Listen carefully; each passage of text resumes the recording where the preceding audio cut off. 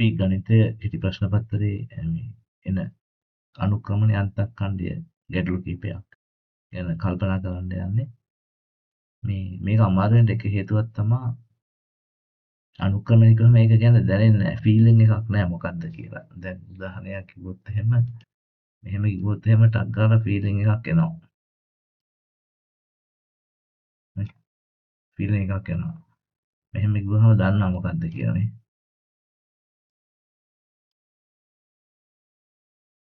හැබැයි අනුක්‍රමණිකව මෙහෙම එකක් එන්නේ නැහැ. ඒ හේතුව තමයි ඒක ගැන හරියම අවබෝධයක් නැති එක. ඒත් අපි හරියටම ඉගෙන ගමු මොකද්ද අනුක්‍රමණික කියන්නේ කියලා. ඉස්සෙල්ලා අපි පරිසරයෙන් ඉගෙන ගමු මොකද්ද කියලා. දැන් උදාහරණයක් ගමු. මෙන්න මේ පාරක් තියෙනවා මෙහෙම. මේ තියෙන මෙතන කන්දක්. නේ. දැන් මේකේ අපි ගමු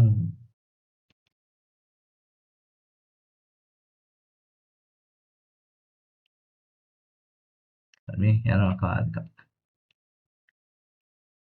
මෙතනදී අපි කියන්නේ මේ තිරස් දුරත් එක්ක තියෙන මේ උස මේ තිරස් දුරත් එක්ක තියෙන මේ උස බෑවුම. මේක තමයි අනුක්‍රමණය කියන්නේ. අපි තව එකක් ගමු.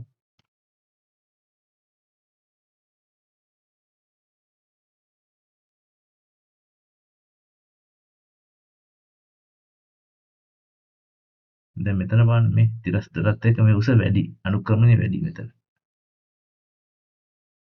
ඒතකොට මේ පරිසරයේ අනුක්‍රමණය කියන්නේ මෙන්න මේ වගේ දෙයකට. අපි කොහොමද බලමු ගණිතයේ අනුක්‍රමණය කියන්නේ මොකක්ද කියලා. එතකොට අපි යන් මෙන්න මේකට. මේ රේඛාව මම ලියනවා මෙන්න මේක මෙතන තියෙන්නේ y සමානයි 3x ධන 2. දැන් මේකෙත් අර අපි කියපු අනුක්‍රමණය තියනවද බලමු. මේ තියෙන්නේ. මේකෙත් තියෙන ඒතකොට මෙතන මේ තිරස් දුරත් එක්ක මේ අතර මේ තියෙන බෑවුමක්. අනුක්‍රමණයක් තියෙනවා. අපි ඒක සංඛ්‍යාත්මක හොයාගන්න පුළුවන් ක්‍රමය බලමු. එකක් තමයි මෙන්න මෙතනින් හොයාගත්ත එක මේ තියෙන්නේ. මේ තමයි අනුක්‍රමණය. ඒකට විභාගෙ දෙහුවොත් අනුක්‍රමණය කියන්නේ මොකක්ද කියලා 3යි. මේ x ලියන්න එපා 3යි. හරි. එතනින් ලියන්න පුළුවන්. එතකොට අනුක්‍රමණය කියන එක. එතකොට දැන් අපිට අදහසක් තියෙනවා මොකද්ද මේ අනුක්‍රමණය කියන එක අර බැට් එක ෆෝන් එක වගේ මෙතනත් දැන් අදහසක් එනවා. ෆීලිං එකක් තියෙනවා මොකද්ද කියන එක. එතකොට අපි සමීකරණයෙන් බැලුවොත් මේ තියෙන අනුක්‍රමණය මෙතන 3යි. අපි මේක පොඩ්ඩක් තව විදිහකට බලමු.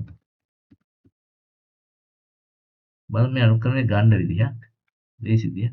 මෙන්න මෙතන ඛණ්ඩාංකය මෙතන මේ පැත්තෙන් එකනේ 1 මේ පැත්තෙන් 5.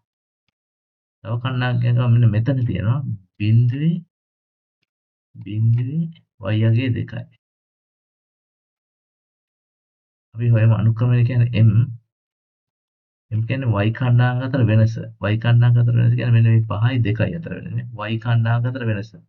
අපි නිකන් එහෙම ලියමු y ඛණ්ඩාංක අතර වෙනස බෙදන්න ඕනේ x ඛණ්ඩාංක අතර වෙනසෙන්. y ඛණ්ඩාංක අතර වෙනස මේ තියෙන්නේ 5 සහ 2.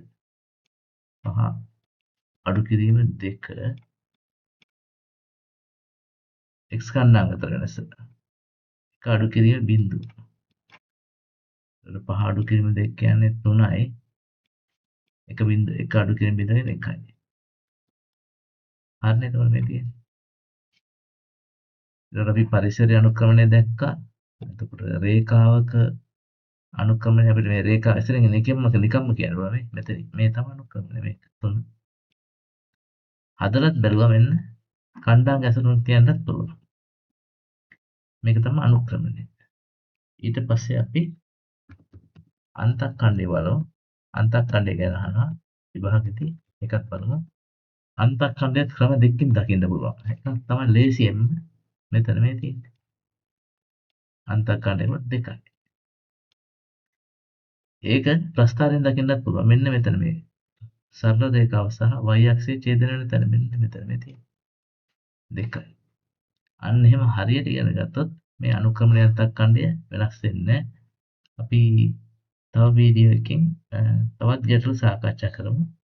මේක වීඩියෝ එක අවසන් කරන්න කලින් මට තව අදහසක් ආවා. ඔයාලා දැකලා ඉතින් නිතර අහනවා එක සරල රේඛාවක් දීලා ඒකට සමාන්තරව අපි ගමු මෙතන දෙක තුනනේ මෙතන තියෙන්නේ නෑ. හරි. හරිම ලේසියක්. තප්පරය යන්නේ ලකුණු දෙකක් ගන්න ඕනේ. තප්පරයෙන් ලකුණු දෙකයි.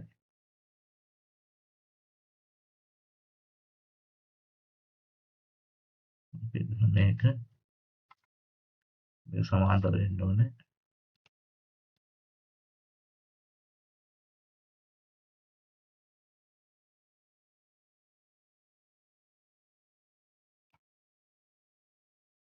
මෙන්න මේ.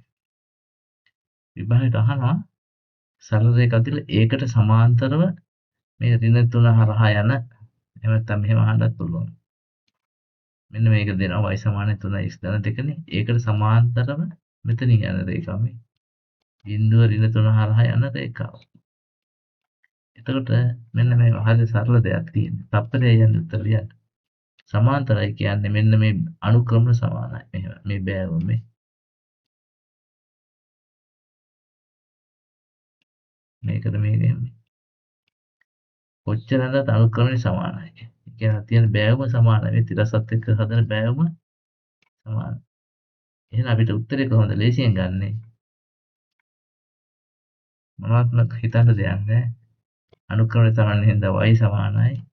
මේ අනුක්‍රමෙම දාන්න මේකම y සමානයි 3x වෙනස් වෙන්නේ මේක විතරයි. මොකක් විතරද? වෙනස් වෙන්නේ මෙන්න මෙතන අන්තක්කණ්ඩේ විතරයි.